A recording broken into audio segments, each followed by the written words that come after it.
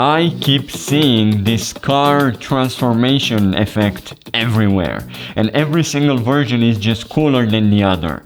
You know, there's a lot of talented creative people out there, and thank God for that. I finally got to try it myself, and not just for fun, but actually for one of my clients. So before we continue, here is the video.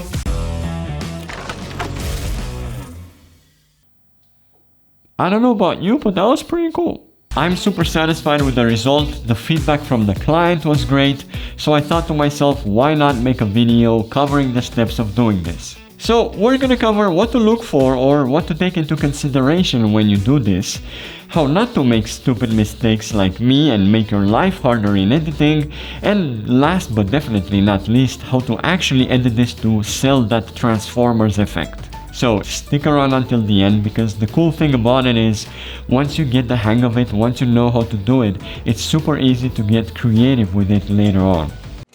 Okay, so step one is to make sure the place you're doing this in doesn't have too many things you wouldn't want in the shot.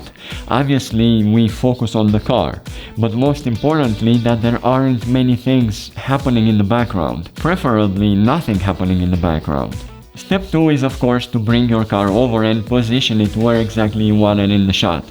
And I can't stress this enough, but really take your time with this step. Step 3, put your camera on a tripod, make sure it doesn't move. Needless to say, make sure the car is in focus. Once you made sure of that, take your photo or video. We're working with a photo today, but if you have a video, you're gonna be doing the exact same thing. Step 4, and this is crucial, remember to take an empty shot. Remember to take an empty shot. Don't move the camera, don't move the tripod, just take the car out of the... Well, you can also do it before, but you get the point. Empty shot, no car in. That's what I forgot to do when I was on location, and I made my life a lot harder because I had to Photoshop my way out of it. Thanks to the magic of AI, this is what I came up with. Step 5, don't format or lose your memory card until you get home. Let's start After Effects and import our footage. So the point of my video, as you've seen earlier, is to turn a damaged car into a brand new car. You can also turn a Toyota into a Ferrari. That's up to you. Alright, so I have here my photoshopped car, damaged car. It's insane what you can do today with the help of AI. I am no Photoshop expert, and I managed to do this out of this, right? So I took a photo of this and photoshopped it into this. Alright, so the main things that I need are already in my timeline. I've added them here. I have my damaged car, I have an empty showroom, and the final car, right? The brand new car. So the first thing I want to do is to decide when exactly do I want my effect to start. More or less here is when I want the old car to start breaking apart and switching into the new car. Hit Command-Shift-D on a Mac or Control-Shift-D on Windows and delete this part just by hitting backspace or delete. And now I'm just left with a second and a half of this. The next thing I want to do is duplicate this part. So I'm going to hit Command-D on a Mac or Control-D on Windows and leave this part for about 15 frames. That's really my decision. You can leave it for 10 if you want the effect to go faster, or 20 if you want it to go longer than mine. I'm going to go with 15. And the way I do that is to actually count 15 frames. So holding Command and right arrow or Control and right arrow on Windows, I'm going to count to 15. So 1, 2, 3, 4, 5, 6, 7, 8, 9, 10. 1, 2, 3, 4, 5. And again, Command-Shift-D to cut this part. So for the next part, we're gonna do a lot of duplicating and masking, and it's up to you how many parts you want to split the car in, but for now we're gonna start with the front and make sure you name your layers to know what is what. So I'm gonna name this front bumper. Now, to make your life easier while you're doing this, try to get your empty shot, the one I have now underneath all of these layers, my empty showroom. Try to put it underneath this. So basically where you decided that your effect should start, because you're gonna keep masking and you wanna see those masks on the actual layer that they're gonna be on. So let's create the first mask. So let's select this layer over here and get the pen tool from here and mask this. I'm just gonna zoom in a little bit. Yes, there you go. You don't have to be super accurate over here, but try to do it as best as possible. And really, there's no wrong way to mask this. It's just about on how many parts you want to split the car in. So I think I'm just going to do it like this. Here, around from the inside, because I want the wheel to be a separate mask in itself. And there you go, we have our first mask. Duplicate this layer by hitting again Command D or Control D on Windows, and then hitting M to bring out the mask you just created on the other layer, and deleting it from here because now we want to mask another part. So I'm gonna name this front wheel and mask the front wheel. There you go. I just want to do the very rough masking so you see the process. But all of these rough corners you can just easily, by holding Alt or Option on Mac, you can just make them round so that it actually has the shape of the wheel. There you go. We'll fix that later. So again, the same technique. The last layer we've masked, Command D to duplicate, hit M to bring out the mask, delete it, and then do your next mask. So I think I'm gonna do maybe the hood here, the front hood. I'm gonna try to do it as best as possible. And as you can see, it's really easy to tell which parts I didn't mask correctly. So all I have to do is to just, you know, pull these parts all the way here. To be honest, it really doesn't matter that much if you miss a pixel here and there. So we're gonna continue the same process. Duplicate, hit M, delete the mask. This was hood. Okay, this next mask probably is gonna be the front windshield over here. Probably I'm gonna just extend it until here. I think I'm just gonna speed this up because I think you got the point, so there's no reason for me to just make this longer.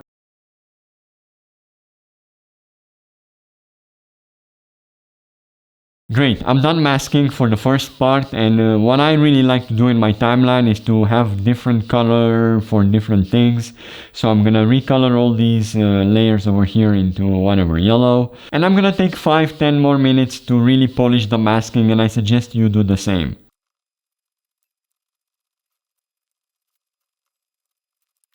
Alright, now you want to select all these layers over here and hit P on your keyboard to bring the position values.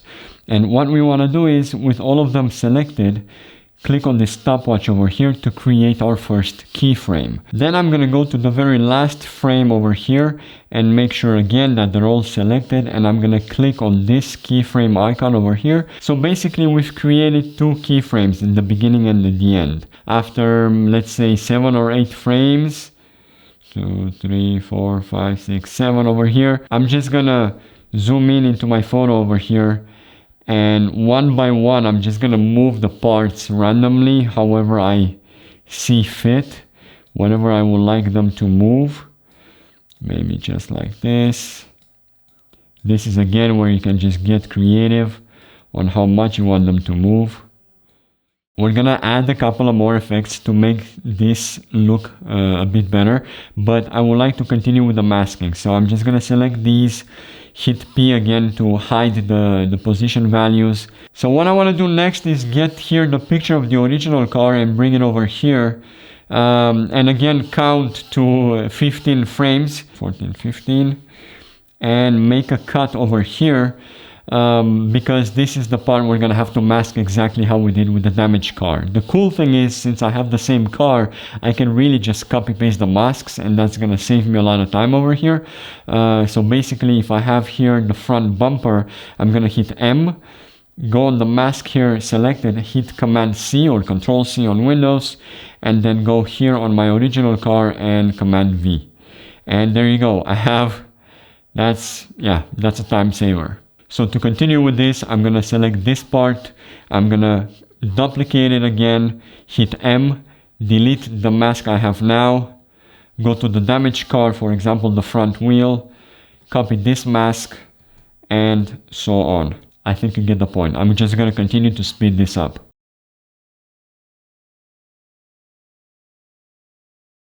Great, and now that I'm done with that, again, I would like to change the color of this just because that's how I like my timeline.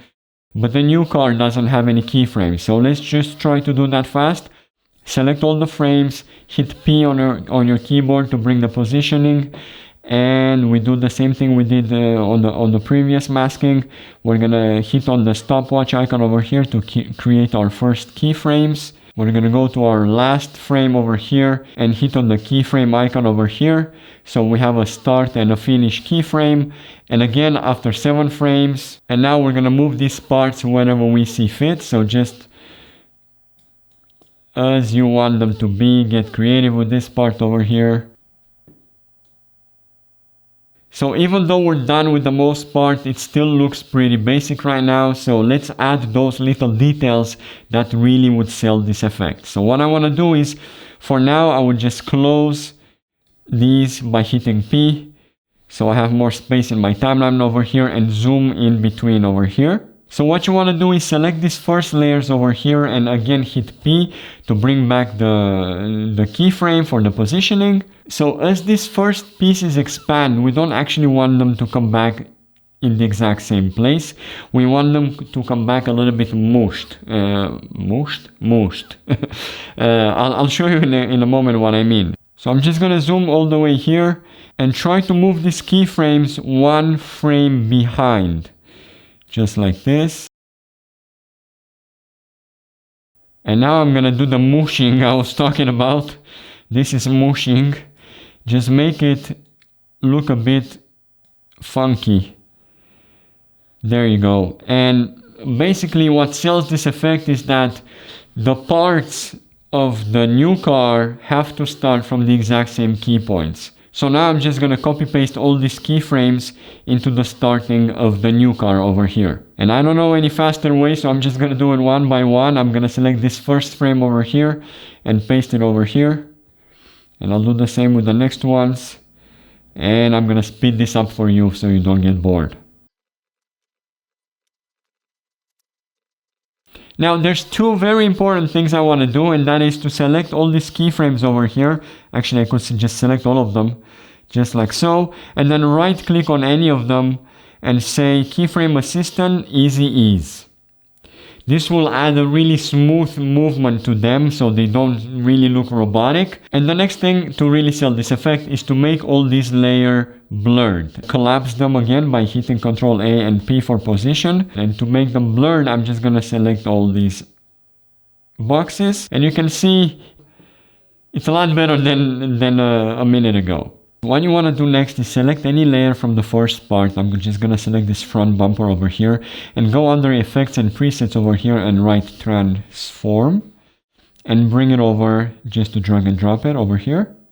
Now what you want to do now is go under Positioning here and click on this icon, but while holding Alt on Windows or Option on a Mac.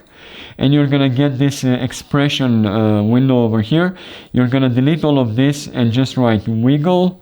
In brackets, just write for now 6,55. We can just play with these values later and just click away. And I want to do the same under scale over here. I'm going to hold Option and click. And again, delete all of this and write wiggle, open brackets, and write 625 and close the brackets and click away. And you're going to see if you watch the bumper what's happening over here. It's also moving randomly, but also increasing and decreasing in scale. So for that effect to really be visible, we're going to copy the same values to all of those masking layers. So I'm just going to go selecting the front bumper, click here, Command C, and then paste it on all of these other ones. And now if you play, whoa. See, that changed a lot what we just did. The cool thing about it is that you can just copy paste the same effect onto the next layers over here because we want that. So I'm just gonna make sure I select all of them and paste it over there. And if we play this from the beginning, You can see how much of a difference that made. However, there's a small detail we gotta take care of fast. We're gonna select all these layers over here, hit P to bring back the positioning keyframing, and make sure that these first keyframes overlay the last keyframes of the first part. So I'm just gonna move all of this one frame back, and then again, close all this up again by hitting P, and let's see what that did. Now, I got inspired from other people's videos on YouTube to get a photo from Google of a car frame, right? A skeleton. I already have one over here. I'm just gonna put it over, well, under actually all of these layers over here. And make sure it's as long as the effect lasts. So I'm just gonna go over here on my last frame and Command Shift D and delete the leftover, so I only have it as the effect is happening. So I'm just gonna decrease the size, maybe even hit R on my keyboard to play with the rotation value over here. But as you can see, this car frame, this car skeleton looks a little bit out of place because it's too white, too popping out. So I'm gonna apply an effect called tint. I'm just gonna drag and drop it on it over here. So I'm just gonna change this value over here when it says map white to. I'm gonna click on the white box here and then go on black, click OK, and then play with the amount of tint, maybe, I don't know, 25. Yeah, that looks a little bit more realistic. And now we wanna add the same wiggling effect to this car frame as well. So I'm just gonna click on one of my layers over here and go over here and copy and paste it to the car frame, so you can see it also moves with the other parts. But you can see it's not really exactly how it should be. It kind of comes out of these other parts. So what I want to do is go on my layer and click S for scale, and maybe just at this point leave it as it is over here on scale, but then at this point over here go to maybe 25, and then when it comes back together by this point it should be again 65. Yeah, I think that looks okay. But I do think it's wiggling a bit too much. It's kind of getting out of proportions. So what I want to do is make sure I go under here, under effects. Let's make more space here. I go under effects and then under positioning, and under this expression I'll double click here and play with these values. Maybe not 6, but let's say 3. Really just play until you find what you like. I'll say 325 for positioning, and I'll say under scale here, double click and say 415. Yeah, I think that's a lot better. And the last thing you want to do with this layer is to make sure it's also blurred, so that it kind of acts in the same way like the other parts of the car. Pre-compose all these layers into one, so I'm just gonna select all of them and just right click and say pre-compose.